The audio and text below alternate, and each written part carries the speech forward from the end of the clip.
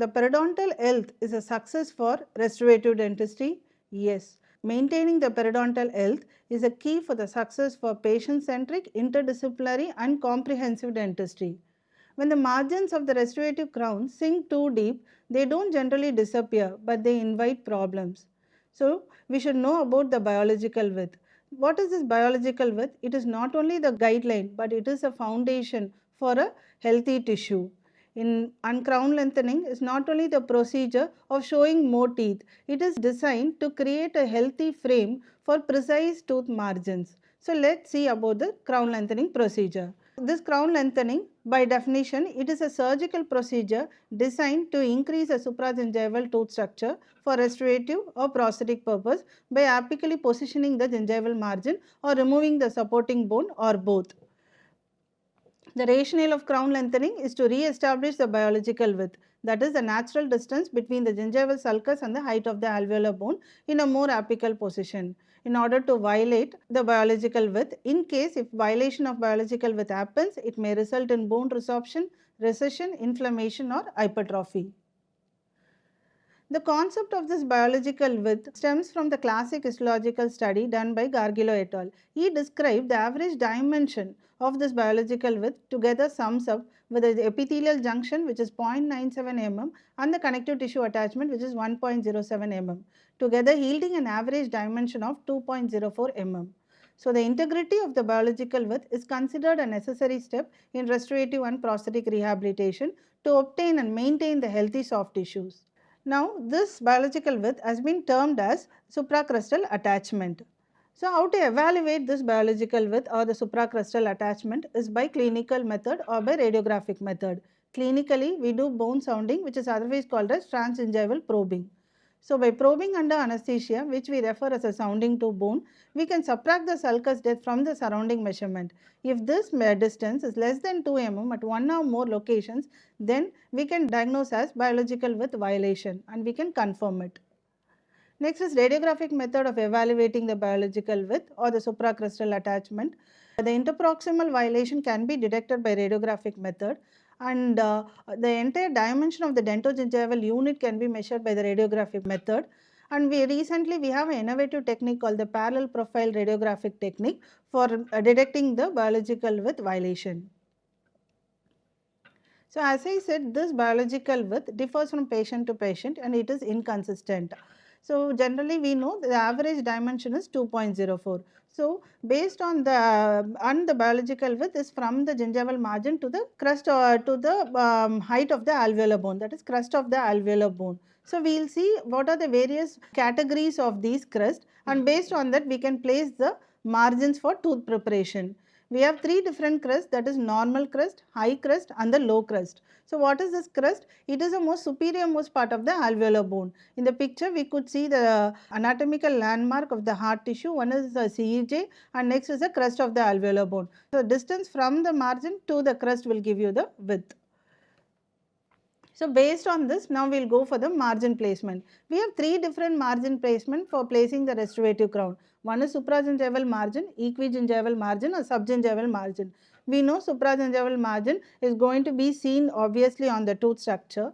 So, it brings about least impact on the periodontium and it can be given in non-aesthetic areas also.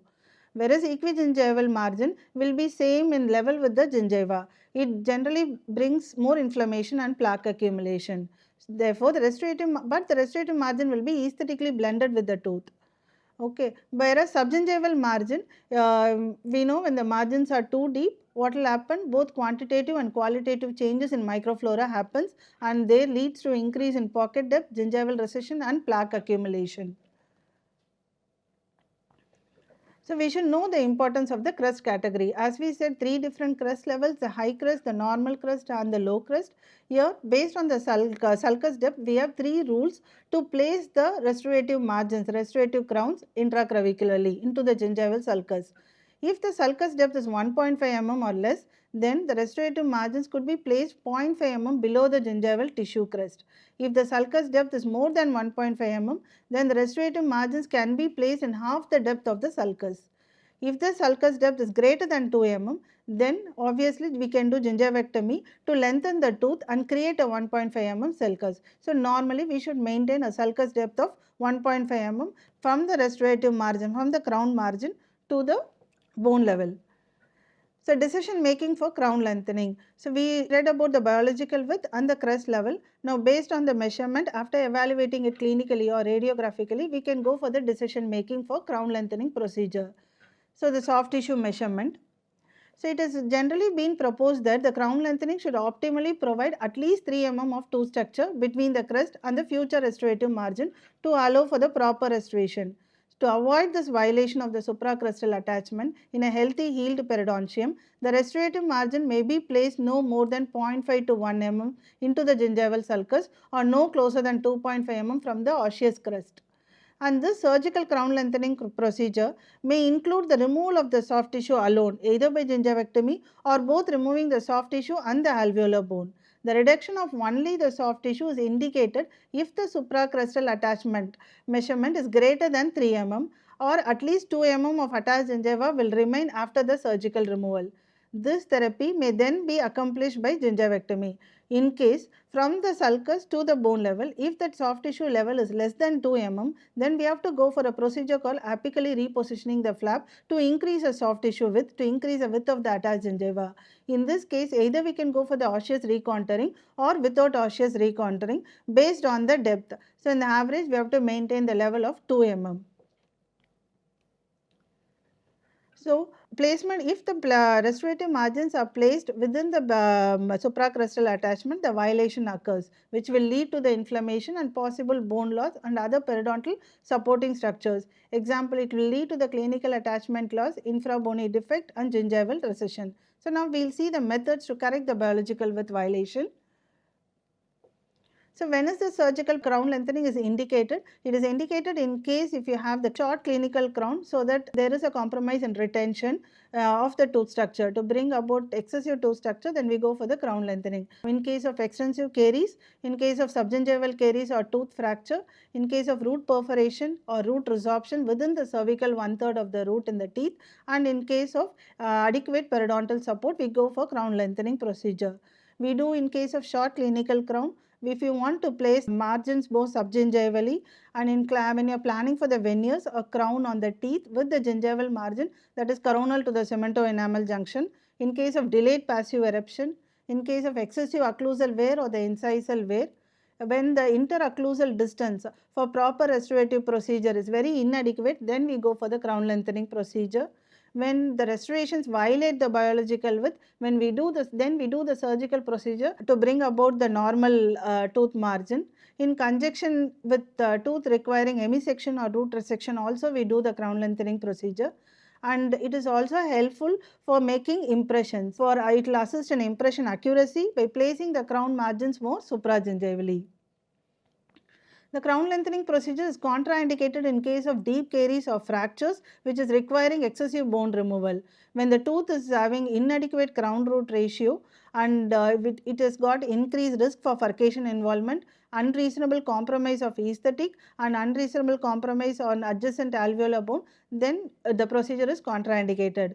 The normal crown length, the crown to root ratio is 2:1. The decision making of surgical crown lengthening will be planned based on the biological width, and after it has been confirmed that we need increase in tooth structure, various periodontal procedures have been designed to bring about the retention in tooth structure or to assist in impression making, to bring the precise margins. So our first procedure is your external bevel gingivectomy. It is a very successful and predictable surgical procedure for reconstruction of the biological width. However, it can be used only in situation with gingival hyperplasia or inflammation or pseudo-pocketing, where you see greater than 3 mm of the biological width, and in case there is a presence of adequate keratinized tissue, then we go for external bevel gingivectomy. The apically displaced flap, this procedure is done when there is no adequate width of attached gingiva, and if and you need a biological width for more than 2 mm, we go for apically displaced flap, and in case the biological width is more than 3 mm in other multiple tooth, then we go for a apically displaced procedure. We reflect the flap, the collar tissue is removed, and then the flap is co-opted next to the tooth in the more apical position.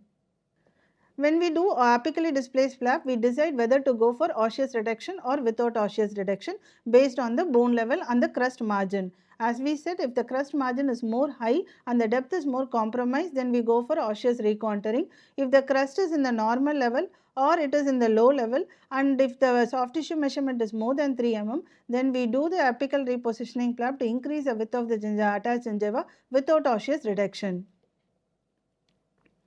Therefore, surgical crown lengthening is required to provide an increase in retention, to allow for tooth preparation and impression procedure, and to position the restorative margin in the proper finish line, and to adjust the gingival levels for aesthetics.